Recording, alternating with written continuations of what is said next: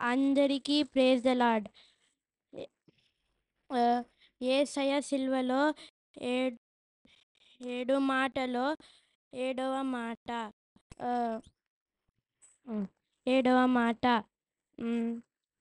Father, into your hands I I commit my spirit. Luke 23:46. Thank you. God bless you. అందరికీ praise the lord. దేవుడు సిలువలో పలికిన ఏడవ మాట. అప్పుడు యేసు గొప్ప శబ్దముతో కేక వేసి, తండ్రి, నీ చేతికి నా ఆత్మను అప్పగించుకొనుచున్నా నేను. లూకా 23:46. మైక్ ఎవరు? ఇది బ్యాటరీ చూడనా? బ్యాటరీ అయిపోయింది. కూర్చోండి అందరూ. Thank you. God bless you all.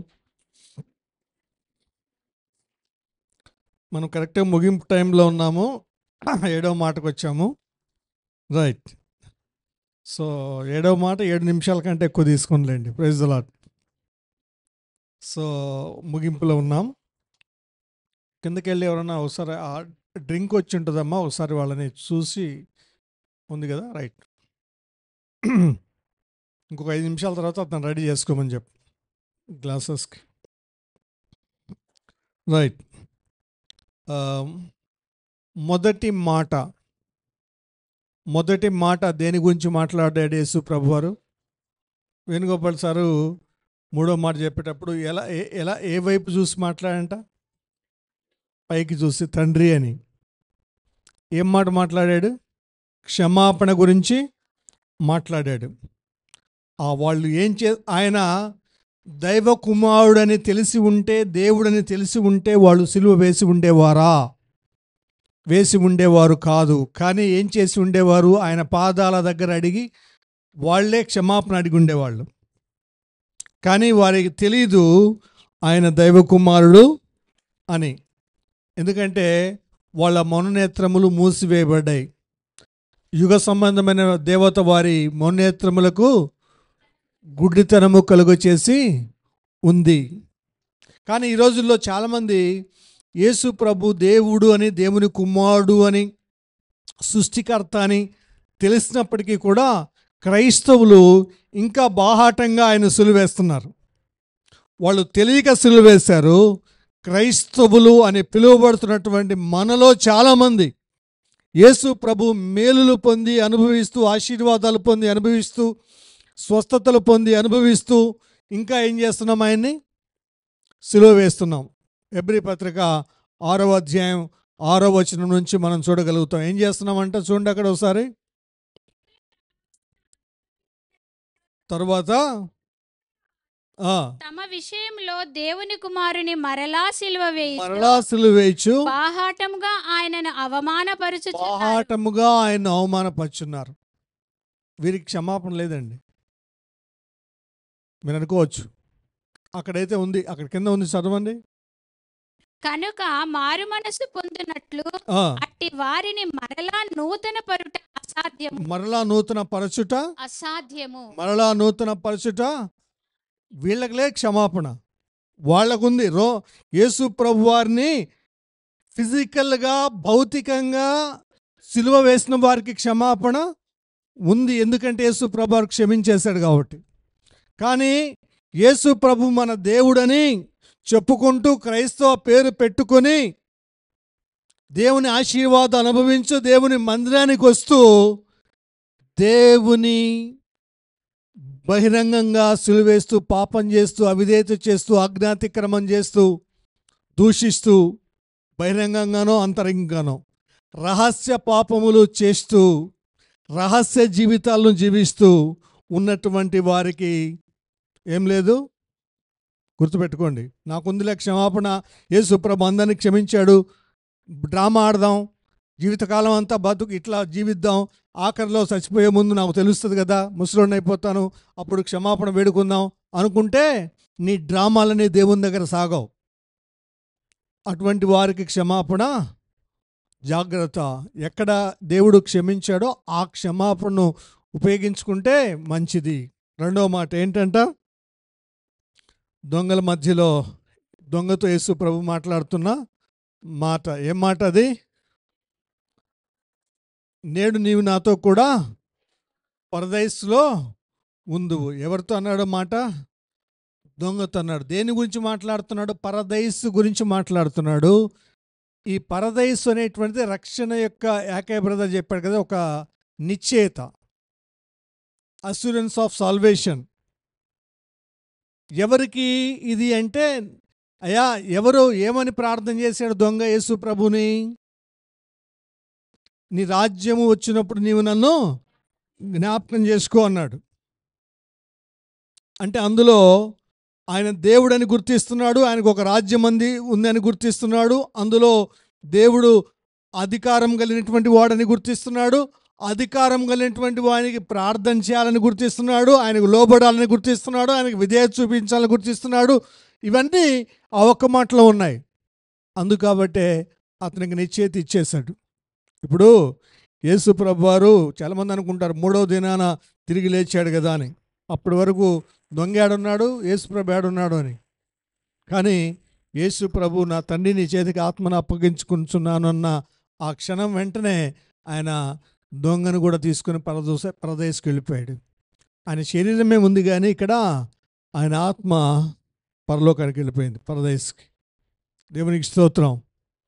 యేసు ప్రభుని ఆ విధమైనటువంటి యేసు ప్రభుని నమ్ముకుంటే ఖచ్చితంగా ఎవరమైనా చెప్పగలగాలి. చాలామందికి యవ్వన బిడ్డలకి ఈ రోజుల్లో వాక్యం చెప్పి యేసు ప్రభుని నమ్ముకోండి అంటే ఏదో ఒకటి సాకు చెప్తారు. ఇప్పటికి కూడా పెద్దవాళ్ళు కూడా, ముసలివాళ్ళు కూడా ఇంకా ఒక సాకు చెప్తూనే ఉన్నారు. ఏ క్షణంలో ఎవరు చనిపోతారో ఎవరికి తెలియదు. ఖచ్చితంగా నేను పరలోక రాజ్యములో అక్కడ నా ఆత్మ ఉంటుంది అన్న నిశ్చయిత ఉందా? నిశ్చయిత లేకుండా భూమి మీద బ్రతకకూడదు. దొంగకు ఆ నిశ్చయిత దొరికింది, మనకు ఉందా? యేసు ప్రభు నమ్ముకొని లేదా క్రైస్తవ కుటుంబంలో పుట్టి ఇన్ని సంవత్సరాల నుంచి జీవితం జీవిస్తూ చచ్చిపోతే ఎక్కడికి వెళ్తావు అనేటువంటి భయము అనేటువంటిది ఉండకూడదు. ఖచ్చితంగా బల్ల గుద్ది చెప్పాలి, నేను చచ్చిపోతే ఖచ్చితంగా పరలోకానికి వెళతానని. కొంతమంది చచ్చిపోయినాక చెప్పలేరు, ఏమో జ్ఞాపకార్థ కొడికలు, ఆదరణ కొడికలు పెట్టుకుంటారు, పైకి చెప్తా ఉంటారు మనోడు నిశ్చయంగా పరలోకంలోకి వెళ్ళాడని, కానీ లోపల ఏడుస్తూ ఉంటారు చెప్పినప్పుడు వినలేదని. ఆ స్థితి ఉండకూడదు. రైట్. మూడవ మాట ఏంటంటే, మూడవ మాట దేని గురించి తెలియజేస్తూ ఉంది? మూడవ మాట బాధ్యత. చూడండి, ఈ మాటల్లో చూసినట్లయితే ఆఖరిలో వెనుకపడి గారు కూడా ఆ యొక్క ఏమన్నాడు? ఆజ్ఞతో కూడిన, వాగ్దానంతో కూడిన ఆజ్ఞ, వాగ్దానంతో కూడిన ఆజ్ఞ. దీన్ని నిర్లక్ష్యం చేసి చాలామంది ఆశీర్వాదాన్ని పోగొట్టుకుంటున్నారు. తల్లిని తండ్రిని సన్మానించాలంటే కుటుంబం పట్ల యాక్చువల్గా ఏం కలిగి ఉండాలి? బాధ్యత కలిగి ఉండాలి. కుటుంబం పట్ల బాధ్యత కలిగి ఉండాలి. ఈ బాధ్యతను విస్మరించకూడదు. ఈ బాధ్యతను చాలామంది విస్మరిస్తూ ఉన్నారు. ఆ విస్మరించి అనేక మంది తప్పించుకుంటున్నాములే అనుకుంటున్నారు, కానీ రేపు దేవుని ఎదుట లెక్క అప్పచెప్పుకోవాల్సి ఉంటుంది. 1, 2 భూమి మీద ఉండగానే ఇంకోటి వస్తుంది. దేవుడు వెక్కిరింపబడు, మనుషుడు ఏం విత్తనో అది. నీవు ఈరోజు నీ తల్లిదండ్రిని సన్మానిస్తే రేపొద్దు నీ బిడ్డలు నిన్ను సన్మానిస్తారు. చూస్తూనే ఉంటారు వాళ్ళు కూడా. నీవు నిర్లక్ష్యం చేస్తే నీవు నిర్లక్ష్యం చేయబడతావు. నీవు తప్పించుకోవడానికి ప్రయత్నం చేస్తే రేపొద్దున నిన్ను వాళ్ళు త్రోసివేస్తారు. ఆ స్థితికి రాకుండా ఉండాలి అంటే ముందు మనం మంచి విత్తనం విత్తాలి. మంచి సంబంధాలు తల్లిదండ్రుల ఎడల కలిగి ఉండాలి. 4వ మాట ఏలి ఏలీలామా సబక్తాని, నా దేవా నా దేవా నీవు నన్నేలా చేయి విడచితివి లేదా విడనాటితివి. ఈ మాటను చూసినట్లయితే ఎందుకు యేసు ప్రభువారు చేయిని తండ్రి అయిన దేవుడు విడిచాడు అంటే, ఆయన సంపూర్ణమైనటువంటి మానవుడిగా దేవుని యొక్క ఉగ్రత అంతటిని తన స్వశక్తితో అనుభవించాలి. ఆ కొన్ని గడియలు దేవుడు తనను చేయి విడవడాన్ని యేసు ప్రభువారు తట్టుకోలేకపోయారు. దాని ఎప్పటి నుంచి మొదలైంది ఆ వేదన? గెత్సెమనేలోనే మొదలైంది. గెత్సెమనేలోనే 26వ అధ్యాయం మత్తయి సువార్త 38వ వచనంలోనే ఆయన దుఃఖాక్రాంతుడగుటకును చింతాక్రాంతుడగుటకును మొదలుపెట్టెను. ఎందుకని? తండ్రి మీ చిత్తమైతే ఈ గిన్నె నా ఎదుట నుండి తొలగించుము అని. అది ఆ దుఃఖం అక్కడి నుంచే మొదలైంది. అదేంటంటే తాను పొందబోయే శ్రమను గురించిన దుఃఖం కాదు, తాను పొందబోయేటువంటి తండ్రితో పొందబోయేటువంటి ఎడబాటును తట్టుకోలేని దుఃఖం. మనమైతే ఎన్ని రోజులైనా ప్రార్థన చేయకుండా గడపగలుగుతాం మేము, ఎన్ని రోజులైనా బైబిల్ చదవకుండా గడపగలుగుతామేమో, ఎన్ని రోజులైనా చర్చ్కి వెళ్లకుండా చాలామంది గడపగలుగుతారేమో.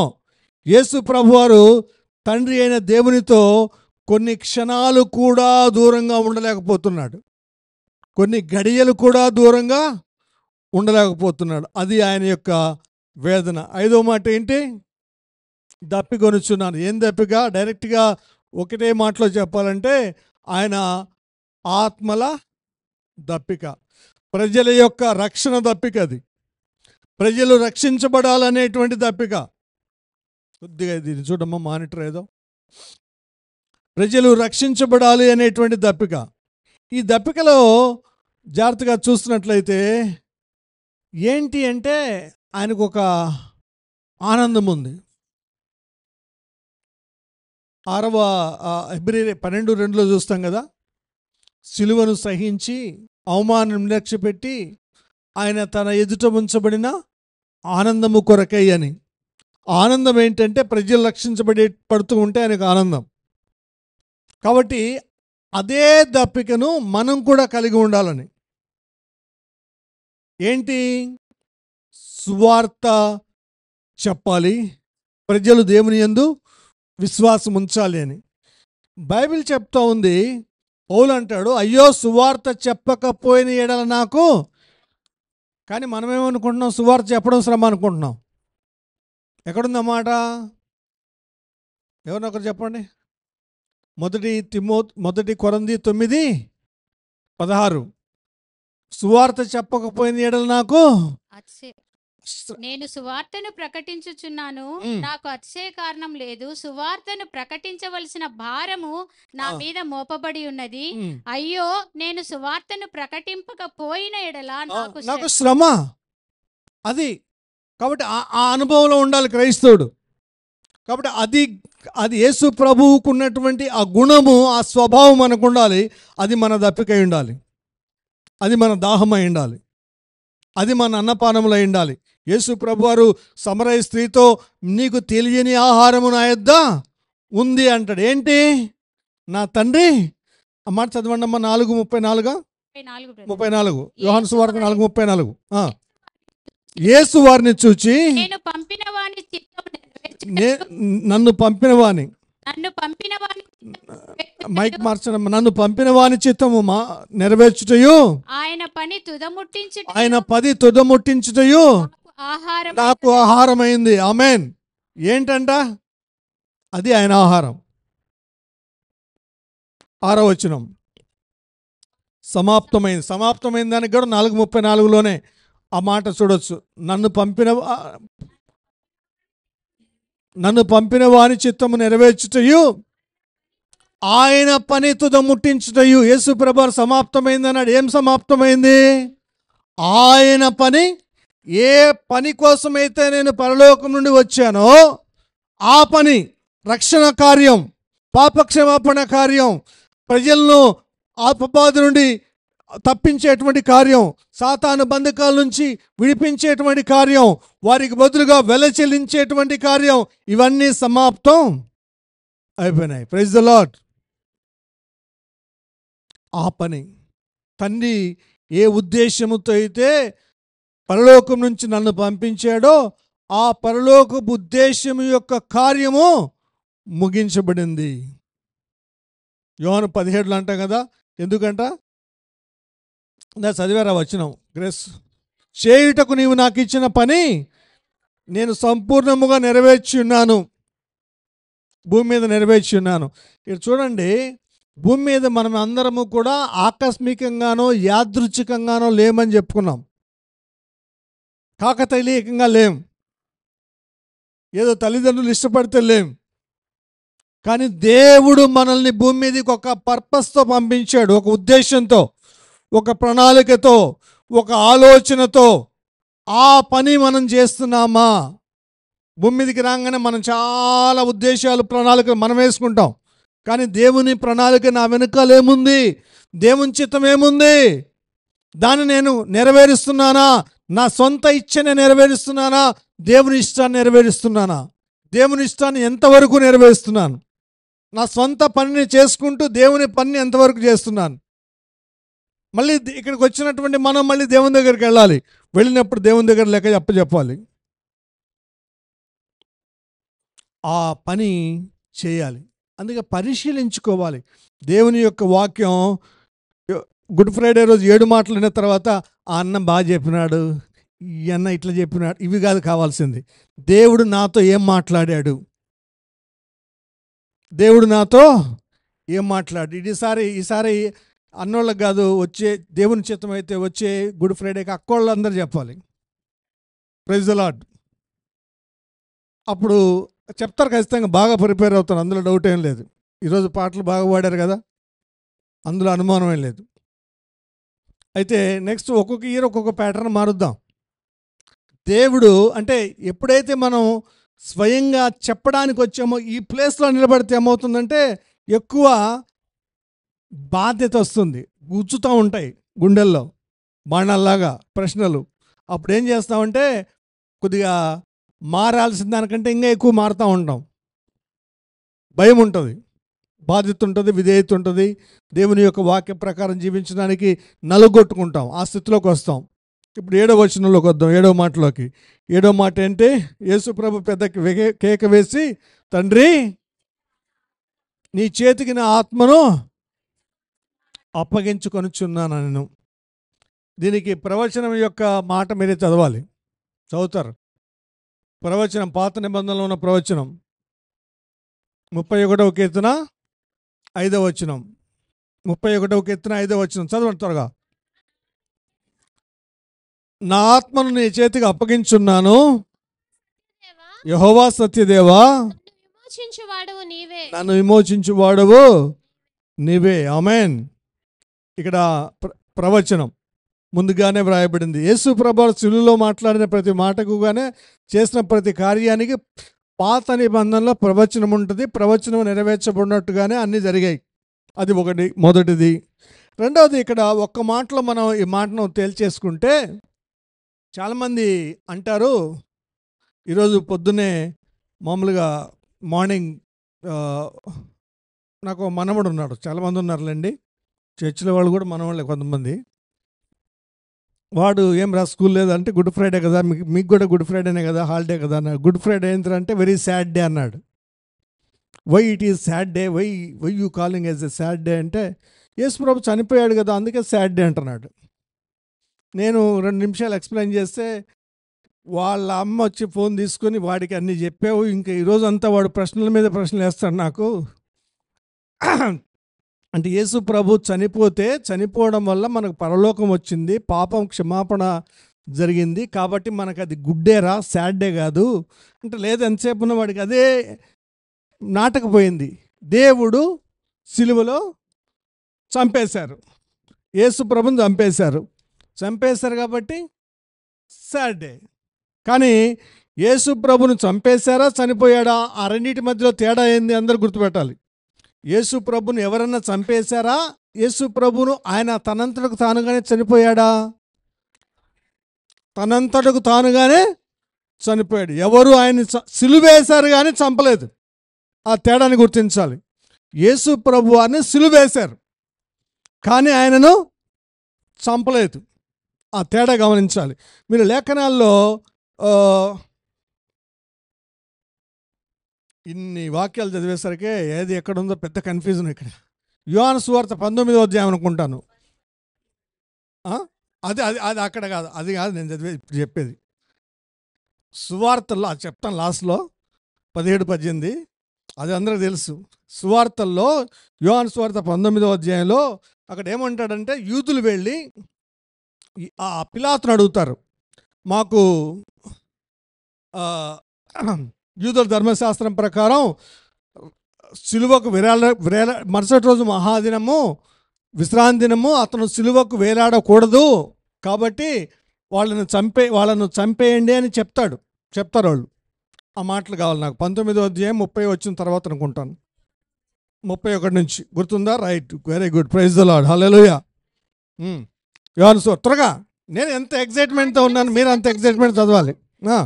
మరుసటి విశ్రాంతి దినము మహాదినము గనక ఆ దేహములు విశ్రాంతి దినమున సిలువ మీద ఉండకుండానట్లు కాళ్ళు విరగొట్టించి వారిని తీసివేయించమని, వాళ్ళ కాళ్ళు విరగొట్టించి వాళ్ళను తీసివేయించమని యూదులు పిలాతును అడిగిరి. కాబట్టి సైనికులు వచ్చి ఆయనతో కూడా సిలువ వేయబడిన మొదటి వాని కాళ్లను రెండవ వాని కాళ్లను విరగొట్టిరి. వారు యేసునొద్దకు వచ్చి ముందే ఆయన మృతి పొంది యేసునొద్దకు వచ్చి ఆయన కాళ్ళు కూడా విరగొట్టాలని చూశారు. కానీ అంతకు ముందే యేసు మృతి నొందుట చూచి ఆయన కాళ్ళు విరగొట్టలేదు. ప్రైజ్ ద లార్డ్, హల్లెలూయా. అంటే యేసు ప్రభువుని వాళ్ళు చంపలేదు. ఎవరు? రోమా సైనికులు. యేసు ప్రభు తనంతరకు తానుగానే, ఇదిగో తండ్రి నా ఆత్మ నీ చేతికి అప్పగించుకొనుచున్నాను అని ఆయన తనంతటకు తానుగానే తన ప్రాణాన్ని యేసు ప్రభువుకు అప్పగించుకున్నాడు. తండ్రి అయిన దేవునికి అప్పచెప్పుకున్నాడు. తండ్రితో ఏకమైపోయాడు. ఆ కొద్ది గడియల ఎడబాటు తర్వాత మళ్ళీ తండ్రితో ఏకమైపోయాడు. ఆమేన్, హల్లెలూయా. ఇక్కడ ఈ వచనం అర్థమైంది కదా, దీనికేం ఎక్స్ప్లెనేషన్ అక్కర్లేదు. కాబట్టి దాని ప్రకారం ఏంటి? యేసు ప్రభును రోమా సైనికులు చంపలేదు. వారు చేసినటువంటి గాయముల వల్ల, మేకులతో సిలువకు కొట్టినందువల్ల, కోడా దెబ్బల వల్ల రక్తం కారిందే కానీ ఆయన ప్రాణం పోలేదు. అది గుర్తుపెట్టుకోవాలి. చాలా జాగ్రత్తగా వినాలి క్రైస్తవులు ఈ విషయంలో. ఆయన ఇలాగు చెప్పి ప్రాణము విడిచెను. ఆయన ఇలాగు చెప్పి ప్రాణము విడిచెను. అర్థం చేసుకోండి. తనంతటకు తానుగా ప్రాణమును విడిచాడు. ఇప్పుడు ఈ మాట చదవాలి. యోహాను సువార్త 10వ అధ్యాయం 17-18 వచనాలు. నేను దాన్ని మరలా తీసుకొనున్నట్లు నా ప్రాణం పెట్టుచున్నాను. నేను మరలా దాన్ని తీసుకున్నట్టు దాన్ని పెట్టుచున్నాను. ఇందువల్లనే నా తండ్రి నన్ను ప్రేమించుచున్నాడు. ఎవడును నా ప్రాణము తీసుకొనడు. ఎవడును నా ప్రాణము తీసుకొనడు. నా అంతట నేనే దాన్ని పెట్టుచున్నాను. నా అంతట నేనే దాన్ని పెట్టుచున్నాను. ఈ మాట, నా అంతట నేనే దాన్ని పెట్టుచున్నాను. పిల్లలు వినాలి. యేసు ప్రభు వారిని రోమా సైనికులు చంపలేదు. ఆయన తనంతటకు తానే తన ప్రాణాన్ని పెట్టుచున్నాడు. దాని పెట్టుటకును నాకు అధికారము కలదు. దాన్ని తిరిగి తీసుకొనుటకును నాకు అధికారము కలదు. ఆమేన్. పెట్టడానికి ఆయనకి అధికారం ఉంది, తిరిగి తీసుకోవడానికి ఆయనకి అధికారం ఉంది. అందుకే 3వ దినమున తనంతరకు తానుగా తిరిగి లేచాడు. మీరు గుడ్ రెజరెక్షన్ డే రోజు మెసేజ్ చెప్పేటప్పుడు వీలైతే చెప్తాను. అంతకుముందు యేసు ప్రభు కంటే ముందు కూడా మరణాన్ని చూడకుండా బ్రతికినటువంటి వాళ్ళు ఉన్నారు, పైకి పోయిన వాళ్ళు పరలోకానికి. అనోకు, ఏలియా. కానీ వాళ్ళు దేవుని చేత కొనిపోబడ్డారు. కానీ యేసు ప్రభు తనంతరకు తాను లేచాడు. ఆ తేడా ఉంటుంది. అది అద్భుతమైనటువంటి విషయం. ఈరోజు గమనించండి. అటువంటి యేసు క్రీస్తు ప్రభువారు మనల్ని భూమి మీద కొంతకాలం జీవించి చచ్చిపోయడానికి కాదు పుట్టించింది. పరలోకపు నిత్యత్వంలో యుగయుగాలు జీవించాలని. ఎక్కడనో మనల్ని ఒక సామంత రాజుగా చేసి మన చేత పరిపాలన చేయించాలని, ఆయన కుటుంబంలోని సభ్యులుగా ఉండాలని, ఆయన రాజ్యంలోని సామంత రాజులుగా ఉండాలి. అది దేవుని యొక్క చిత్తం మన జీవితంలో. చనిపోయిన తర్వాత పరలోకంలో అయితే అది ఎప్పుడు నిర్ణయం అవుతుందంటే, భూమి మీద ఉన్నప్పుడు మనం యేసుక్రీస్తు ప్రభుని నమ్మి మన పాపాలు క్షమించి దేవుని యందు విశ్వాసం ఉంచి దేవుని యొక్క వాక్య ప్రకారం జీవిస్తూ ఉంటే మరణం ముందొచ్చినా యేసు ప్రభు రాకడ ముందొచ్చినా ఎత్తబడేటువంటి అనుభవాలు ఉంటే అది జరుగుతుంది. కానీ ఇన్ని వాక్యాలు విన్న తర్వాత కూడా యేసు ప్రభు నిర్లక్ష్యం చేస్తే, పట్టించుకోకుండా ఉంటే, యేసు ప్రభు నమ్మకపోతే, రక్షణ పొందకపోతే, వాక్యానుసారంగా జీవించకపోతే, లేదా ఇవన్నీ చేయకపోతే ఏమవుతామంటే ఆ స్థలంలోకి వెళ్ళాం, ఇంకో స్థలానికి వెళ్తాం, అక్కడ మండుచున్న నరకాగ్ని గుండం ఉంటుంది. యుగ యుగాలు అక్కడ అపవాదనే సాతానుడు ఉంటాడు, వాడితో పాటు కాలుతూ ఉండాల్సిందే. ఆ రెండు మార్గాలు, ఇరుకు మార్గము, విశాల మార్గం. ఏ మార్గం కావాలో మనమే నిర్ణయం చేసుకోవాలి. ఇన్ని మాటలు విన్నటువంటి మనం యేసుక్రీస్తు ఈ రోజుల్లో నేను అనుకుంటూ ఉంటాను, ఎవరైనా ఎక్స్పెక్ట్ చేస్తున్నాను, ఎవరైనా ఈ 8th క్లాస్ నుంచి 10th క్లాస్ వాళ్ళు, ఇంటర్మీడియట్ వాళ్ళు, డిగ్రీ వాళ్ళు, బీటెక్ ఎవరో ఒకరు ఈ దినాల్లో వాక్యాలు విని, పాస్టర్ గారు నేను యేసు ప్రభుని నమ్ముకుంటున్నాను, నాకు ఇంకా కొన్ని విషయాలు తెలియచేయండి, నేను యేసు ప్రభుని రక్షణ పొందుతున్నాను, ఈ విషయం ఏంటి అయ్యా, బాప్తిజం కొరకు విషయం ఏంటి, ఈ విషయం ఏంటి, ఈ విషయం ఏంటి అని అడుగుతారేమోనంటే నేను కనపడితే పారిపోతున్నారు. ఓసారి యవనస్తుల మీటింగ్లో వాక్యం చెప్తే మీరు మా కోసమేలా చెప్పింది అంటున్నారు. మీకోసం కాక నా కోసమే నేను చెప్పేది మీకోసమే, నిజమే, డౌట్ ఏం లేదు. అందరి కోసం. ఆశ ఏంటంటే, సేవకుని యొక్క ఆశ ఏంటంటే ఎంతమంది వీలైతే అంతమంది పరలోక రాజ్యానికి వారసులు కావాలని. ఏ ఒక్కరు నశించిన దేవునికి ఇష్టం లేదు. సేవకునిగా సంఘంలో వచ్చినటువంటి వాళ్ళు ఏ ఒక్కరు నశించడం నాకు కూడా ఇష్టం లేదు. ఆ మధ్యకాలంలో ఓ పాస్టర్ గారికి ఒకడే ఒక కొడుకు. ఎంత అల్లారు ముద్దుగా పెంచారంటే అంత అల్లారు ముద్దుగా పెంచారు. 19 years. అందరికీ వాక్యం చెప్పారు కానీ వాడికి మాత్రం వాక్యం చెప్పారో లేదో తెలీదు. చనిపోతే ఎంత బాధ అయిందంటే వాళ్ళకి, ఒరే ఎంతమందికి సువార్త సభలు వెళ్ళి వాక్యాలు చెప్తా ఉన్నాం, నిన్ను రక్షణలోకి నడిపించలేకపోయామని వాళ్ళ తల్లి ఆ బాడీ మీద పడి ఏడుస్తూ ఉంటే నేను కనులారా చూశాను, తట్టుకోలేకపోయాను. అలా ఉంటుంది పరిస్థితి. చాలామంది మీ ఆ స్థితిలోకి రాకుండా ఉండాలంటే యవ్వన కాలంలో ఏ కాలము ఎవరికి ఏ ఆపద వస్తుందో తెలియదు. ఎటువంటి భయంకరమైన దినాల్లో నివసిస్తున్నామో, సాతానుడు ఎవరిని ఎప్పుడు ఏరి వేస్తాడో తెలియదు, లాక్కుంటాడో తెలియదు. జాగ్రత్త. అవకాశం ఉండగానే, యేసు ప్రభు పిలుస్తూ ఉండగానే యేసు ప్రభువుకు హృదయాన్ని ఇద్దాం. అందరం లేచి నిలబడదాం, కళ్ళు మూసుకుందాం, ప్రార్థన